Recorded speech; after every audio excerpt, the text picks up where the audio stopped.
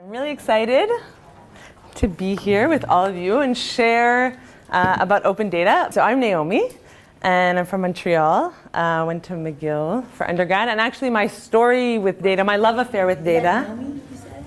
Naomi? Oh, okay. Yeah? Naomi? Yep, Nama? We'll discuss that later.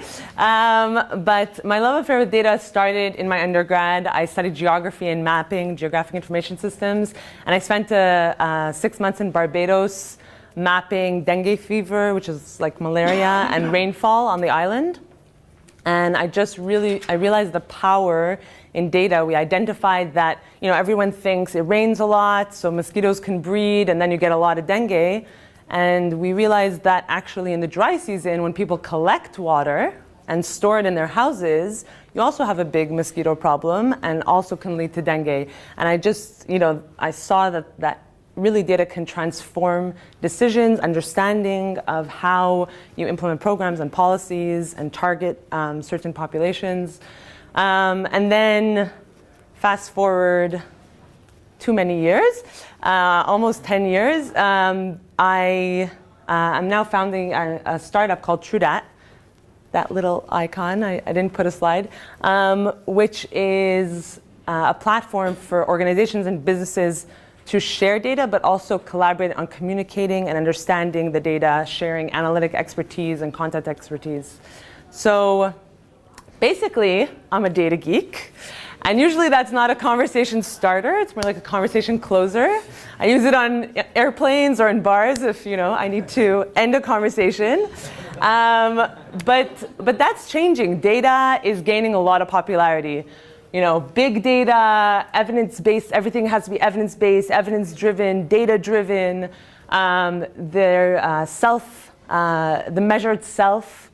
I don't know if anybody here has seen the Nike fuel bands where you can measure, your heart rate, your activity, how many steps you take, and people are measuring their sleep patterns, they're measuring their eating habits. Yesterday, the guy with the cooking app was talking about how he started to measure what he was eating. So there's more and more self-data collection about ourselves. And even, Google and search is powered by massive databases. So Google powers a lot of your search by something called Google Graph, which is basically one massive data set or database. So data is cool. Data is pretty cool. And a lot of these advances are driven by information complexity. So, we have more complex problems, and so we need data to sort of answer more and provide more complex solutions. And also information technology. So, we have opportunities that we didn't have before. I don't know if anybody's heard of the Moore's Law, but basically it states, Gordon Moore in 1965 stated that he hypothesized that processor speeds would double every 2 years for, ever. And so far it has met that increase in processing power and in data storage. So, the Mac in 2000, you can store more on a 32 gig iPod or iPad today than you could on a computer in 2000. So the amount of storage that we have, and people talk about big data. The truth is, you can store a lot of data on your own computers, and we all actually have the potential to harness big data in our own personal space. But this has led to, in some cases, an abundance of data. People are collecting data without even knowing that they're collecting data. Every time, you make a credit card transaction, maybe at first the credit cards didn't intend to use that data, but now they realize, wow, we have all this data and we can use that for different purposes. And because of this access and ease for data, people are getting a little overwhelmed. And also we feel that we want to, be able to find data quickly. We want to know where the restaurant is located. We want to know what's the average tax, how much tax does the average person pay in my neighborhood. Somebody a couple days ago was telling me they were curious about how much ROI staff get paid. So they did a Google search and they found, the tax, the Israeli charity I guess, records and found out, how much RI staff get paid. The top 5 salaries are published online. And so, people turn more and more, they're used to getting data and getting information fast and quickly and having access to it. But it's not only about accessing data. We want to really be able to get inside the data and use it for our purposes, use it, to connect, to use government data to connect to our data, use, company data to connect to other types of data. And we want to know what's going on inside of all that data. And this has, real repercussions. So these are images from Hurricane Katrina. And I'm sure that a lot of people know the devastation that was caused at Hurricane Katrina and the absolute mismanagement and disaster of operations in the relief efforts. And when they were evacuating the Superdome, 2 different agencies organized the evacuation separately and didn't realize. And so they had to delay the evacuation by 24 hours because there was duplication and nobody knew who was doing the evacuation. People couldn't get access to information about where to pick up food supplies and other things that they needed. And in the evaluation of why the relief efforts were such a failure, the Congressional Select Committee said that better information would have been an optimal weapon against Katrina. Information sent to the right people at the right place at the right time. Information moved within agencies, across departments, and between jurisdictions of government as well, seamlessly, securely, efficiently. One would think we could share information by now, but Katrina again proved we cannot. And another interesting fact I read is the US federal government is the largest, they purchase more IT technology and services than any other entity in the world. So you would think that they have, the equipment and the wherewithal to do this. But what we're seeing with data is that it's not only an issue of technology, it's an issue of infrastructure and people. And how do people use the technology and use the infrastructure to make the data as effective as possible and as usable as possible. So this need and demand for information is really driving a revolution, an open data revolution. Governments, businesses, communities are opening up their data and sharing their data more openly. 4 years ago, there were barely any open government data initiatives, and today there are 55 countries who are sharing data openly. So, and the UN has launched an official movement called the UN Open Government Partnership, in which countries sign up and agree to open up their data. So there's sites in many countries, and I encourage you after this session to go and search if your own country has an open data platform, because a lot of people still don't know about it. So data.gov was founded a couple years ago, and so far they've released over 73,000 data sets, government data sets.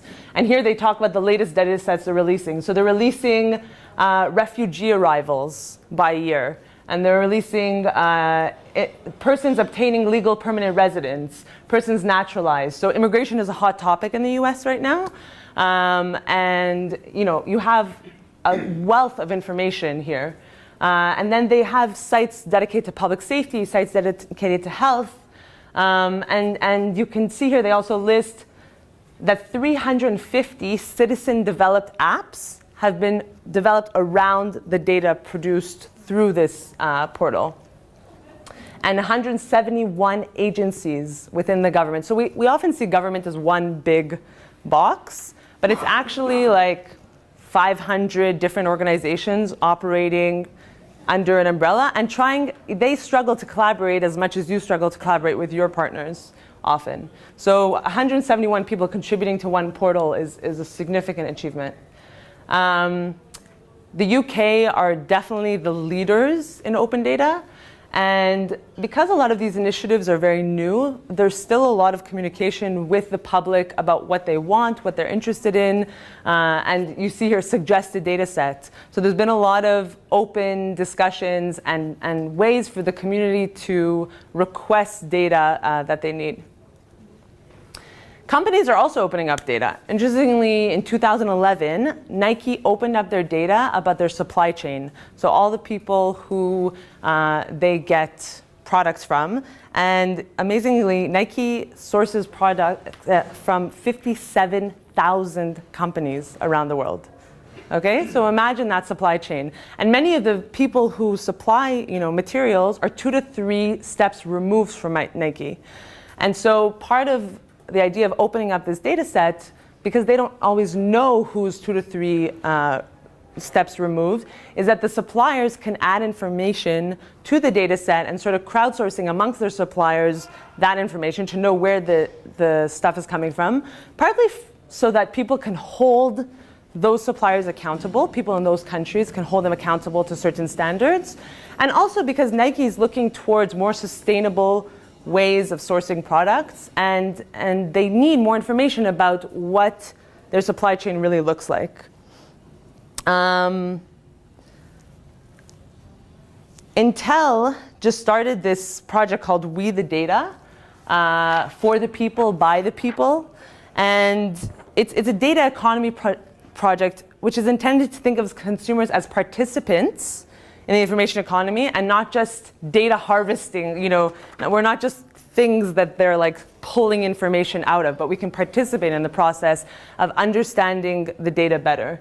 It says here 92% of children under the age of 2 in the US already have an online profile. So there's a lot of data about us out there. I mean, and there was an article in the New York Times recently talking about, if my data is an open book, then why can't I read it? And every time you go to the gym and you swipe your card, the gym knows when you come, how often you come, and your cell phone, they know where you are, where you're calling from, how often you're calling. And in the article, they talk about, he called up his cell phone company and he asked if he could have his own personal records, the records of his own data, and the cell phone company said no.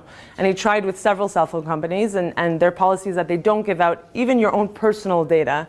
But more and more, so these types of initiatives are pushing companies to release that data and to release it in concerted efforts, because he makes a comparison in the article to fast food restaurants. That fast food restaurants in the past, McDonald's thought, I need to be as far away from Burger King as possible in order to get business, because I don't want to compete with Burger King. But slowly they realized that actually when I put my McDonald's across the street from Burger King, I get more customers. And concentrating services is, so he compares concentrating information to concentrating services, that if companies start to share for information that's not vital to their business, and they have a lot of it, then and try and do it in concerted efforts, that people can then use it and contribute to it more easily. Communities are also opening up data. So I don't know if anybody's heard of OpenStreetMap. Anybody? No. Okay. So OpenStreetMap is one of the largest crowdsourced. It is the largest crowdsourced map in the world, and it's extremely detailed, even more detailed than Google Maps in many situations. And here's, I looked up Jerusalem, so this is near the Old Quarter in Jerusalem. And what's amazing about it is it's often edited by people, so sort of like the Wikipedia of maps. And it's often edited by people who live in those places. And so it has a lot of detailed information about those places, and when something changes in that location, people can quickly update the map. And it's been extremely successful, and people are predicting that actually it will overtake, it has the potential to overtake Google Maps, because the data is completely open. Not and so anymore. Pardon? Not anymore, after Google purchased Twice yesterday. Yes. In $1.3 billion. Yeah. So I guess Google has a new weapon. Yes, although as we've seen with Google, not everything they purchase actually gets implemented. When it's Israeli, it does. Yeah. Okay. Okay, I'll give you that.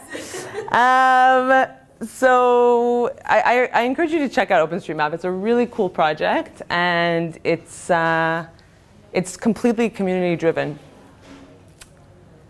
So when I'm talking about open data, what am I talking about? I mean, it's like, I'm sure you all have a vague idea, but there are actually standards and policies that have been developed around understanding what open data actually is. So let's start with data. It's not our friend from Star Trek, although as friendly and nice as he is. Can I write on this? So what is data? Sets of numbers that reflect something else. Okay, sets of numbers. Units of information.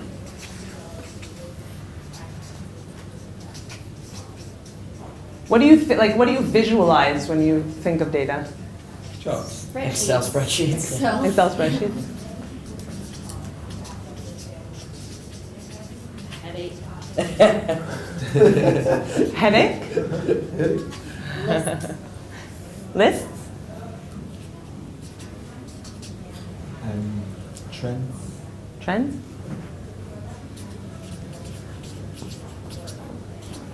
Maps and graphics. Okay. Surveys. Correlations. Analyzing information. Analyzing information. Okay. Statistics? Like the non-numeric data, like a. Pardon? The non-numeric data, like a photo. Yeah. Yeah, totally. Quote. So photo, text. Video. Yeah, neat. What? Video. Video.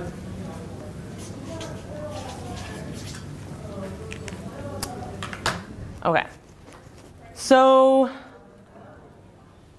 when we're talking about open data, it actually, we're talking about units of information.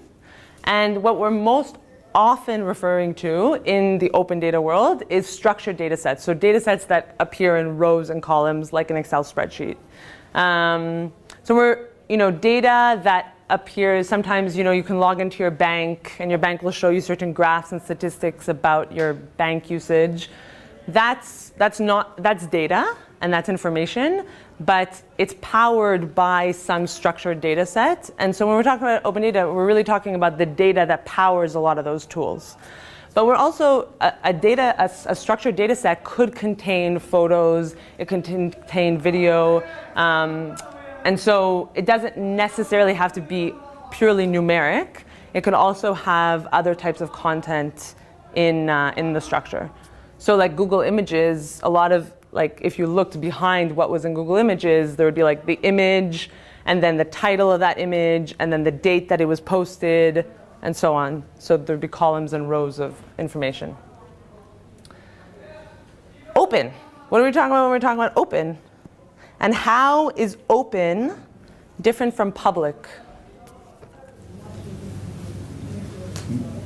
Open data is manipulatable. Okay. Is that a word? Yeah, sure. Everything goes here. Manipulable. Relatable. Accessible. Accessible.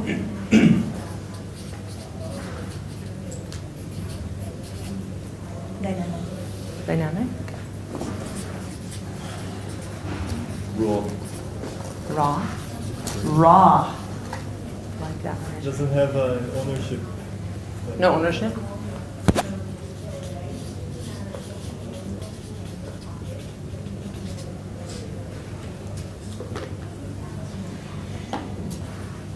Cannot be closed.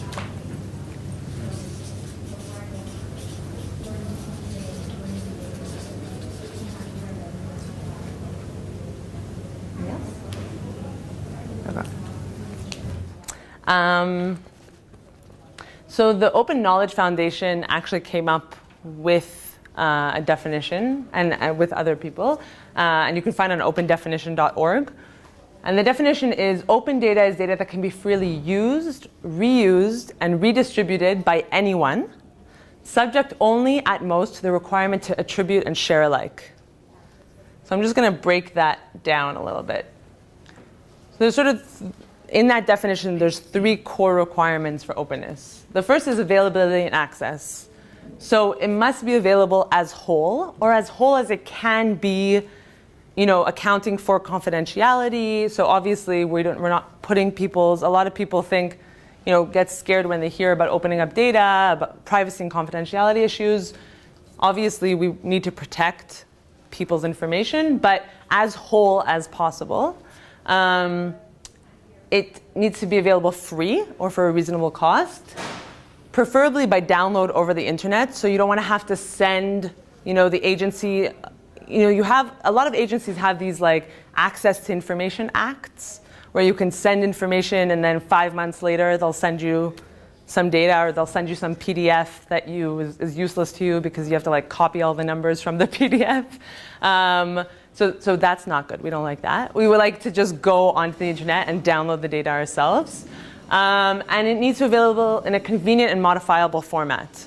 So proprietary software, like if you're putting it into, even Excel is a proprietary software that some people don't have. So for example, CSV file would be something that is accessible to everyone. And then a PDF is definitely like not a convenient and modifiable format because it's locked. The numbers are really locked into text, and so you want it to be in some kind of structured data format so that you can play with it. Reuse and redistribution, refers to the licenses and the ownership of the data. So this morning in the open government session, he put that CC. I don't know if any of you saw the Creative Commons tag. So Creative Commons has become very popular, especially in the use of content like music and videos. And it's provided structure for how to create open licenses where you're still protected against people suing you and all of those other lovely things that people worry about in the US. But you have to license it as openly as possible and allow people to redistribute it openly as well. And then finally, universal participation. So in the definition, it says anyone.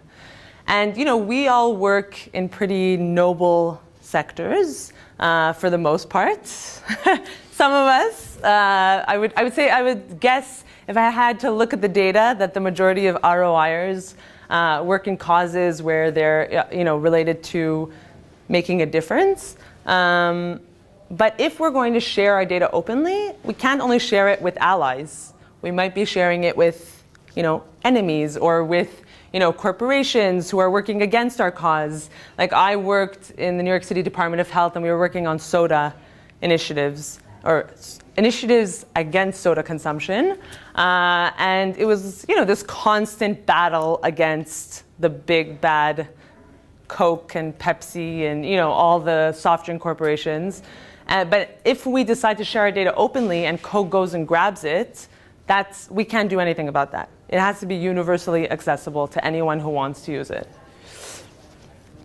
And why is this important? So, I don't know, did anybody have any frustration with the plugs when they got to this hotel? Yeah, I did too. I brought the wrong converter and I couldn't charge my laptop and I couldn't use my hairdryer and I got very irritated. And it's really irritating when you travel the world and you have to carry all these converters. And I was in Paris before and it was a different converter and I was like, And this is an issue of interoperability. So we can't, it's if you live in New York and then you move to Paris, you need to get converters for all your things. It's not interoperable between countries. And the same goal goes for data.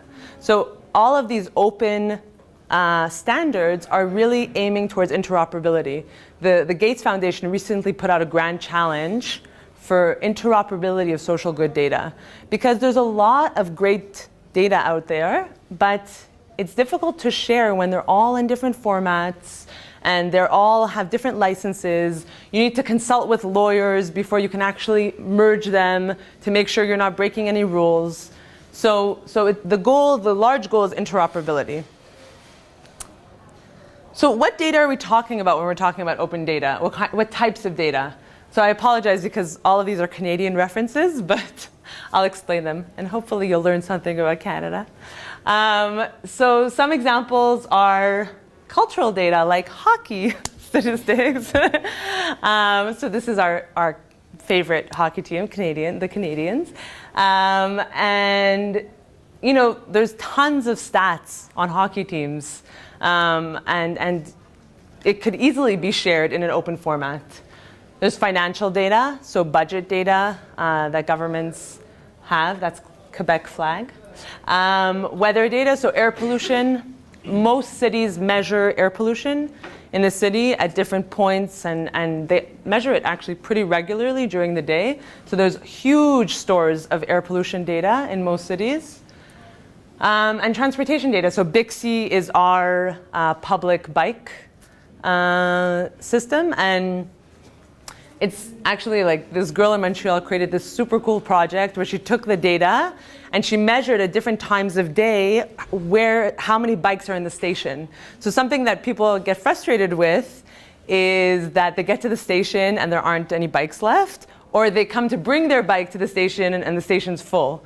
And you have this problem because people tend to commute from certain neighborhoods to other neighborhoods, and so at certain times of day, the stations are empty. So she got really frustrated, and she mapped out every single station. She did a histogram for every single station to show you what times of day are optimal to come and get a bike or drop off a bike, which is really cool. So why open data? Why not? Why not? Okay, why not? Why else? I think you can analyze the data through different lenses, Okay. which sometimes when you keep your own data, you don't have that perspective. So different perspectives, different eyes on the data. Data-driven decisions. To help data-driven decisions. Accountability. Accountability. Collective intelligence. Because it's not fair that only the government have the information. Information is power. So power to sort of share the power.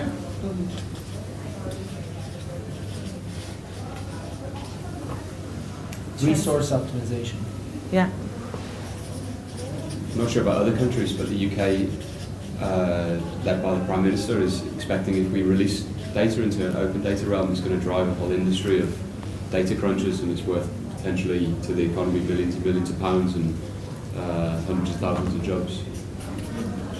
It's not happening yet. So financial benefit. They're working on it. Telling less lies. Okay. So I mean by that people make a lot of time, like politicians, for example, tell exaggerations and are not being caught on that. Yeah. Because people don't have the access to the knowledge. So. yeah.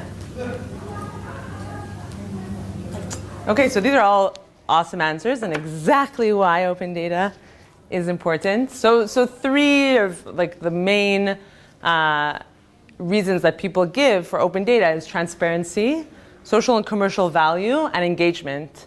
And in technology, we talk about the push and pull sort of theory that, some products are pushing data and information on you, and some products are sort of there's a pull, and open data sort of has a push and a pull because people want access to more information, but also government is pushing data out because they don't have enough resources in-house to create interesting apps for the public to get value from that data, to actually have analytic expertise, look at the data and come up with interesting perspectives and analyses. So there is that push and pull. So an example of transparency is something called the International Aid Transparency Initiative, started in the UK. And this is an initiative that sets standards for all the aid around the world to be published in the same format and to be published on this portal so that everyone can have access to it and understand where aid is going, how it's being delivered, when it's being delivered. And you can understand why this would be important for a country like the DRC, who drives 50%, the government gets 50% of their budget through aid. So that's a massive proportion of the government's operations that rely on aid. And aid comes from different countries. From those countries, it comes from different agencies. So the government doesn't just like write a check for $50 million. It comes through different initiatives, the water initiative, the health initiative. It comes in different bilateral aid and non-bilateral, whatever, multilateral. There's different ways that the aid comes in. And up until now, the governments on the side of the aid donors were sort of tracking their data on their side, usually in silos, so every agency was tracking for themselves. And then the people receiving the data, they tracked it for themselves and tried to report it back to their government. So it doesn't really make sense. I mean, why not publish it openly so everyone knows where the money is going, how, and track it? So Congo was actually one of the first countries that decided that they were going to link their data to the aid countries' data, and that they were going to publish, that not only was the UK going to publish how much aid they were giving to Congo, but that Congo was going to publish how much data they were receiving. And what was really interesting is that as they started to do this process, they realized that there was a huge discrepancy in the aid that Congo was reporting that it was receiving and the aid that the UK was reporting that it was giving. So, you could hypothesize why this might happen, but one of the reasons it's happening is because data is messy, and when it goes, it's difficult to capture, and when it goes through many different phases and many different steps, different collection processes, you can get discrepancies in the data. Other reasons could exist as well, but one of the reasons is definitely the data process. So this is bringing transparency to aid in the Congo, which is, as I said, a huge portion of their budget. There's this initiative also called Open Spending, mapping the money. So our aim is to track every government financial transaction across the world and present it in useful and engaging forms. And it's been hugely successful. Many countries are posting their budgets, all of their financial dealings on this platform. And it's kind of, it becomes, in a way, a competitive space where different governments can show off their budgets, their transparency, and every government wants to show that they're the most, transparent and open about their spending. There's also this cool initiative that was started, sort of citizen-driven, called Open Corporates, and it's an open database of the corporate world. So they have over 54 million corporations listed by country. And they've set it up in a way so that it could easily be merged with government data about these corporations. So you can access a lot of data on, how much corporations pay in taxes and where they operate, and there's different standards. And actually, there's an interesting project right now looking at tax evasion, sort of using this data to identify, tax evasion practices in different countries. So it could also be used for civic engagement. This is related to the Open Spending project. This is a really cool tool that's called Where Does My Money Go from the UK. So you can put in your salary. So I put in the salary is £35,000. And it tells you what your sort of predicted tax rate would be. And then it breaks it down into sort of exactly how that is broken down into services. So where is your money going? So running government, defense, health, helping others, culture, education, running the country. What I noticed is that the highest percentage of my tax dollars, if I was living in the UK and earning £35,000, goes towards helping others. So almost 14 pounds goes towards helping others, whereas only $2.50 goes towards education. £2.50. Yeah. Does it sum up? It looks like very, very, low numbers. Low number, yeah. The tax is really. That's true. But I'm sure, I cut off here, but there's probably something that says like times 10 or, you know what I mean? But you can go and check out the tool for yourself. And what does helping others entail? So then they break that out. They do, okay. Yeah. So I clicked on helping others, and it breaks up into old age, sickness and disability, family and children, the socially excluded, and then you can keep sort of drilling down to see exactly where your money is going. I thought that was pretty awesome. And if you guys want to play around with any of these tools, I can give you all the links afterwards. This is another cool tool developed by some of my fellow Canadians. So they took, it's actually a business, so it's a for-profit business. They took data about garbage collection.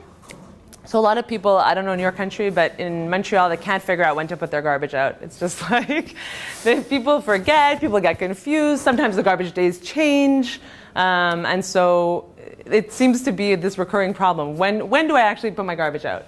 And so they developed this tool where you just put in your address or postal code, and it'll tell you when you put your garbage out, when you put recycling, composting, garbage, how you do it. And it's actually the cities who pay for this service to their citizens. And the benefit that the municipal governments get out of it is not actually that their citizens know when to take the garbage out, but it's that when they sign up for this service, all of a sudden the government has access to a huge listserv of their citizens. And they send out monthly newsletters to communicate with their citizens about different issues. So it's using open data to make money and help governments communicate with their citizens better. So I think it's an awesome tool.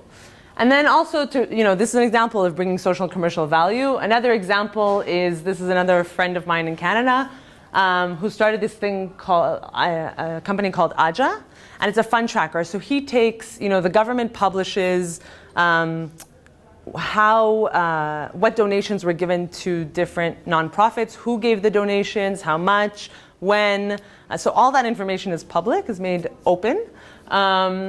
And he created a platform where he uses that open data and puts it into a way that nonprofits can understand so that they can see where are the major foundations donating and sort of where are organizations similar to them getting their resources from. So it's a pretty cool tool. Again, a for-profit. This is another cool tool called don'teat.at. And there's one in Montreal. This is a New York City app, but there's one in Montreal called Resto Montréal, and it's also does the same thing. It looks at codes like restaurant codes, so violations. And it basically, if you're looking for restaurants to go to and you're kind of like, so here, they looked up a certain restaurant and the app texted them, heads up, Garden City Cafe has 48 violation points. That's not good. Love don'teat.at. So, the violation codes, I don't know, is anyone from New York City? So in New York City, they started posting the sort of restaurant, they started grading them A, B, C, D, and it was hugely popular. People like, nobody will eat at a D restaurant because it means that basically they have rats running around, or that's how people interpret it. But you're not always going to go to the restaurant to check the grade on the door, and the data is really complicated to understand, so they came up with a cute little tool to understand. So these are some, I already gave some examples of how is open data being used, but I wanted to go dig a little deeper and maybe give you some ideas about within your organizations and within your communities how you can make use of open data. This was my cue to check in with you guys. So how are people feeling? Do you want like a 1 minute stretch? Everyone following? Questions? Yeah? Okay, go. So I have a question. So I thought that tool that had condos on how much aid was coming in, Yeah. how much aid was going out was really interesting. But maybe you're going to go over this. But what's the next step? Like, what do they do with that information? I mean, that's interesting, and we can all imagine why Right. they're reporting way less aid coming in. But I mean, Well, I guess what would you imagine the next step being? I mean, that's I don't know. Like these, I think the danger is that it kind of turns into a policing mechanism. But a policing mechanism, right? And it's really, I mean, it's easy for everyone to come up with different excuses. Like, I would think the main reason that the aid is much lower is because of corruption. Maybe the government is saying because of their data. You know, I used to live in Rwanda where they collect a ton of data, but data all gets, you know, maneuvered for the World Health Association and so forth. So the data looks much better than it is. I don't know. I'd be interested to hear what people think. Well, I mean, I think that already the next step has been that now there's less wiggle room because the data is published very openly. They don't have wiggle room to play with numbers or to mess around with, oh, we didn't collect from that agency, we'll just like leave that out of our reports. The transparency initiative is exactly that. It's to bring transparency on both ends. And also to bring transparency, so that citizens can see where their aid money or where their tax dollars are going. But I think with open data, it is a very new movement and a new initiatives, and so I think we don't know necessarily where it's going to lead to. Maybe also this tool could be useful to help prioritize future aid grants, because now everything is in the same standard. So UK can see what Canada is giving, Canada can see what the US is giving, and they can coordinate efforts also maybe more efficiently. Hypothesis. Yeah. Well, I'm very much in for transparency, but one thing is that, for instance, in Israel we have these initiatives, we have them. We're really, I think, behind transparency. But there is a budget, for instance, the national budget. It's out there on the internet now. And there are all kinds of reports that now they put, nobody actually reads them. Yeah. Apart from some journalists that if they actually do their work, they read part of it. Right. I worked in the Knesset, and the budget books usually are used for to start the door open. Yeah. Because it's very heavy and nobody actually reads them. Usually, regular citizens will not sit down and read the budget, and they cannot really understand it. So it's not enough to have it online. You need some processing, some analyzing. Definitely. And that's the challenge. So this is it again leaves the power with those that have already power. Not the poor, not people that already have some accessibility to knowledge, to economical knowledge. So it's still, I think we still need to find ways that the power the information will become a more spread wide power. And another thing is the transparency. I probably all heard about, the administration, the American administration, and reading the emails and all that. So it's like the information is out there. I'm just not sure who's getting it. Like the cell phones, I cannot get my tracking information if I want, but the police can or whatever. Right. Whoever wants can. So it's kind of the two-sided sword still. Well, that's not open. If only the government is getting the data, that data is not open. But I think you raise a very important issue, and I think it relates to sort of my next. So you brought up data journalism. So how is open data being used? And I agree with you that just putting a structured data set online, most people are not going to know what to do with it. Part of what I'm working on in my startup is creating playable experiences with data so that people with less access can come and play with the data in a more engaging way than sort of the traditional searching methods. But there's a lot of other initiatives. Journalists really are a conduit from information to the public. And there's been a huge increase in the field of data journalism where more and more journalism is based on open data sets that are released. And The Guardian, again, the UK, I'm a big fan of the UK. The Guardian newspaper in the UK are really leaders in this field, and they have something called the data blog. So, they have news, sport, comment, and in their top headlines is data. And the data blog, their tagline is "Facts are sacred." And all of their journalism in the data blog is driven by open data and by data sets that are accessible. Do you have a question? I have a question. Yeah. Actually, my head goes back a couple of steps before you actually physically have all of this data that's open. Yeah. Which is some of the data, granted, a lot of it has become electronic and automatic and it just kind of generates, but there still is a manual component of it, right? And there is some subjectivity associated with it. I can input data into a database one way, whereas my colleague, if not trained the right way. And so I think there's also some level of error in this process. And I'm wondering if you can talk a bit about the earlier piece before we get to these big charts and us analyzing them and so on and so forth. I think, the reason I decided to focus on this latter part is because I think that process is really a talk on its own. I mean, for anybody who has worked with, the data collection and cleaning analysis process, there's a lot of room for error and there's a lot of room for mistakes. At the end of the presentation, I put three key, just a couple of tips that I think are extremely important to help you get to the right data and important data and reliable data. But I'd be happy to talk with you, or at lunch if people want to talk more about sort of the data process that comes before actually releasing it. I'd be happy to. But so the bigger question, if we're talking about open data and accessing open data. How do we know that it's reliable? How do we know that that's a good question. What we're looking at is actually... So there is definitely an element of trust in data, as there is in all information that's put out there.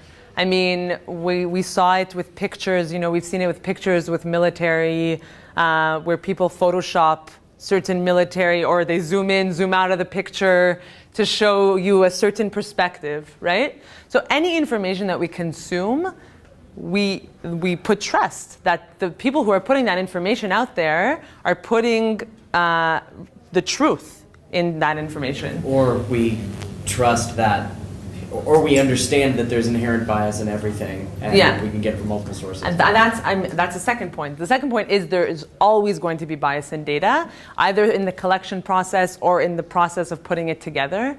And I think that that's part of also data literacy, so educating the public about what kind of biases exist in data and in different types of data. So, if you have data, for example, on the data she was talking about from the hotline, the hotline data, that type of data has a selection bias. So the teenagers who call in to the system they're self-selecting themselves into that data set. You're not getting a complete data set of all teenagers in that region. You're getting the teenagers who decided to call in. Right. So in statistics, we call that self-selection, right? And but you can still work with that. You can still analyze trends. You can still. But it's biased. You can, but a lot of people don't understand that that's not a representative sample of the population, and that leads to people drawing conclusions. If the data set says that 100 kids called in about suicide, then people will take the number of youth in that region, divide 100 by whatever that the population of youth is, and say 10% of youth, when actually that's not true. It's not a representative sample at all. You could talk about the sample. You could say 5% of the callers wanted to commit suicide. So I think that I agree with you that it's part of educating people about how to use it. But that shouldn't stop us from releasing data. And I think that people often use that as an excuse, that they don't want to release data because they're afraid that people will misinterpret it. I don't think that that's an excuse for holding information back. I think just to, on your point, I think it even goes more complex when you want to do causality, when you want to say how one thing leads to another, and then the biases, and the sampling issues become even, bigger problematic. Selection basically ruins every causality hypothesis. Right. So we have 10 minutes left, and I know you're all hungry, because I am. So I'm gonna zoom through the next, I don't know, like 20 slides.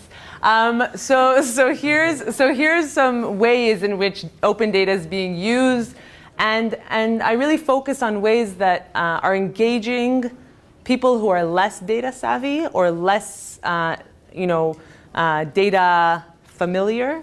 So data journalism has been a huge driver of using open data. In the New Yorker, they recently published this interactive visualization where they took census data on income, and they showed the average income by subway stop. So if you've ever been to New York City and you've ridden the subway, you'll notice that different types of people get on and off at different stops. And that's true probably for every city.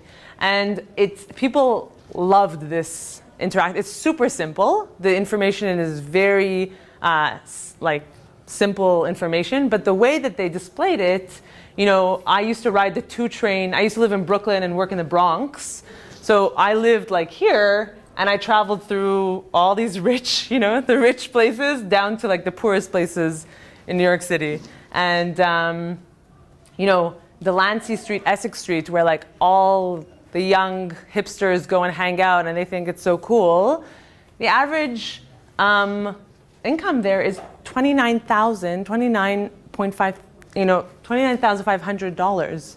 So people are not aware that where they're partying and spending $100 on bottle service is an extremely impoverished community. So that's an example of visualization. Visualizations are one of the key ways that people have been communicating open data, like Lego. So this graphic actually wasn't made with open data, but I think it's really cool. 3 years ago, before anybody was sort of using visualizations in this way, this Canadian guy took all the Facebook data and mapped it. And mapped all the interactions. This is all Facebook users and interactions around the world. It's pretty cool. Here's a map of what do New Yorkers complain about. So 311, people can call into the city and complain about noise, garbage, blah, blah, blah. So graffiti. So you see that in Manhattan, most people are complaining about noise. But in a lot of the outer boroughs, they're complaining about garbage more than noise. So it just, this one I love. It shows highest paid public employees in the US. And the majority of US states, the highest paid public employees are football coaches. Wow. And it's a very simple, very, very simple visualization. And basketball coaches. And basketball coaches. Yeah, the football coach takes the pay. Naomi, what's green? Green is hockey. Matt, New Hampshire. that's New Hampshire, yeah. That's amazing. Hockey coach. What basketball coach? So, these visualizations look so impressive, but actually it's becoming easier and easier for the average person to create these visualizations. And some really cool tools are Tableau Public, Google Fusion Tables. Actually, one of the creators is Israeli. I met with him at Google last week. Amazing guy. So I definitely encourage you to check out the tool. And Flowing Data is a great blog if you're interested in just checking out cool visualizations. What was the name again? Pardon? What was the name of the blog? Flowing Data. Yeah. I'll make this public. I'll send you guys. You make this open? I'll make it open, exactly. So applications is another way. So the restaurant app is an example of that. This is something created by a friend from Montreal. Montrealers are great. You guys should all come visit. None of them are there anymore, right? What? None of them are there anymore. No, they're all there. Okay. All these people are still in Montreal. So he created something called Expense Visualizer, and you can check every government employee and government department and see how much they're spending on travel and leisure. So like how much they spent on food, how much they spent on travel. I know that Netanyahu, there was a big scandal about ice cream in Israel. So what? Yeah. So this would show you exactly how much he spent on ice cream in which months and how much. Only it's not open data in Israel. Right, exactly. But if it were. This is an app in Canada, people like to skate, another Canadian reference. And so it just tells you the hockey rinks, when they're open, when they're closed. We like skating. Competitions is another way that people have been using open data. You know, you might not know yourself how to manipulate the data, but you put it out there, you offer a certain sum of money or other award. I know that maybe you're familiar with, like, I forget the name of the website now, but the design, there's a 99, yeah. What's it called? 99 Designs. 99 Designs. So online competitions have been a very popular way of crowdsourcing sort of talent. And what's awesome about it is that you're getting like 100 people to work on your problem, and you're likely to get one good answer out of those 100. So that's, you know. Kaggle is actually an Australian Jewish guy who founded this startup purely based on connecting data scientists, on running these large-scale data competitions. And it's doing extremely well. Visualizing.org runs competitions specifically around visualizations. And all of these are examples of crowdsourcing. Another example of crowdsourcing open data is this platform called Ushahidi, where in times of crisis, so this is Hurricane Irene in New York. Sorry for all the New York examples, but that's New York and Canada. But Ushahidi is actually a Kenyan startup. So I don't know if you all know, but Kenya has a flourishing startup economy. And they allow you to sort of map in crisis situations where people can text in, crisis. So like there's a pipe burst at this location, and people can contribute to the map in the time of crisis. It's pretty cool. And then hackathons. So nerds are very cool, but hackathons, especially open data hackathons, have been open up to more than just nerds. So I know like the word hackathon is very intimidating to a lot of people because they just picture like developers sitting there like on their computers.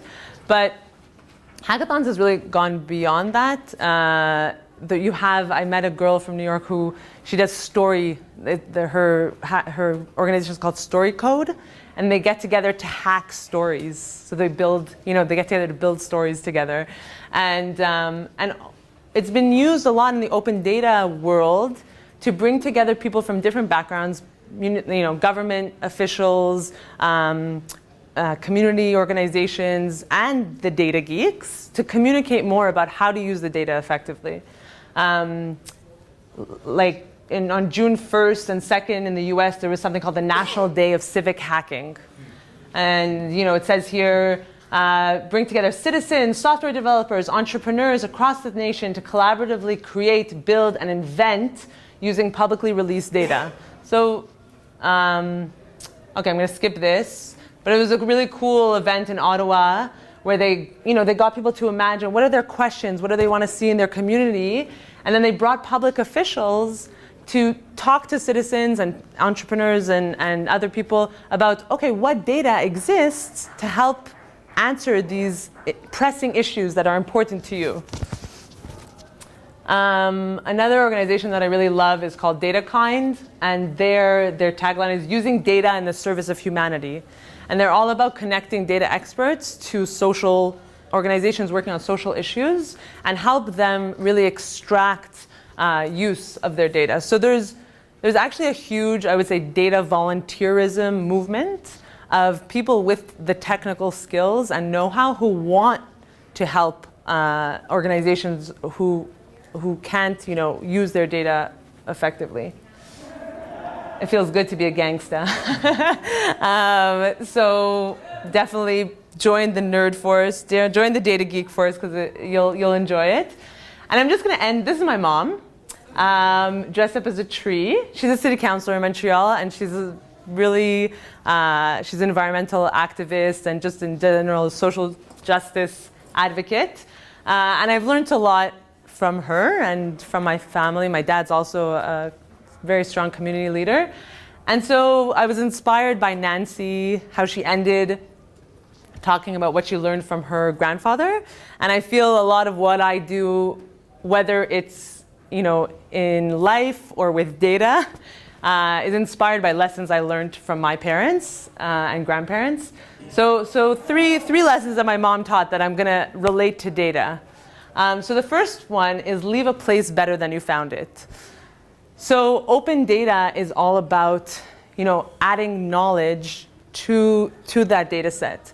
So whether you're the person releasing the data set or you're the person working with the data set, data is not useful unless it has information and context around it. So in data speak, we often call that metadata. So data about the data. So for example, when was this data collected? Who collected it? What are the biases? Some of the biases that went into it. What was the methodology for collecting it? What was the context? Was it collected in a conflict, during a conflict, and maybe they couldn't access certain households? So all of that information, and then when you find errors in the data, sharing that information back, so that it could all be added into the metadata. So leave a place better than you found it. Leave your data better than you found it. Second thing she taught me is always have a mission. Doesn't matter in life, you might change your mission 3,000 times, but right now have a mission. So the same thing goes with data. Don't go out there looking for all the interesting data in the world because you'll spend your life doing that. Have a question, have a data question in mind. What question are you trying to answer? Are you trying to get more urban gardens in your neighborhood? Are you trying to get more people involved in charity? Frame your question and then think about the data that can answer that question.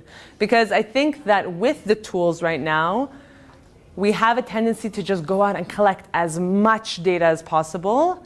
And then actually we don't end up using most of it. We've wasted our time and resources, and then we're also overwhelmed when we get all that data in, and it just takes longer to sort through. So start with a mission, start with a specific question or specific metrics that you're trying to get at. And learn a skill. So a lot of this data stuff seems scary, but it's becoming more and more accessible, and there are tools out there to help you become more data literate, explore the data. So the best way to get started is just pick one skill that you're going to learn to help you access and use data more effectively. Or maybe not you, maybe somebody in your organization or somebody, but learn a data skill. And a good place to start is, so the Open Knowledge Foundation, I mentioned them before, they're really leaders in the open data world. And they have something called the School of Data. And it's School of Data works to empower civil society, organizations, journalists, and citizens with the skills they need to use data effectively. Evidence is power. And they have all sorts of trainings and meetups and lessons that I'm sure you can find something on there that would be relevant and useful to you. So if we had time to chat, which we don't, I put up some questions for you to discuss amongst yourselves. So if you want to take a look at the questions and chat about it over lunch because you're so excited about getting into your data and using it for your organization, here are some questions to get the conversation started. And thank you. I hope it was useful. I know it's just sort of the tip of the iceberg, but I hope that you'll take some of the resources and explore it further.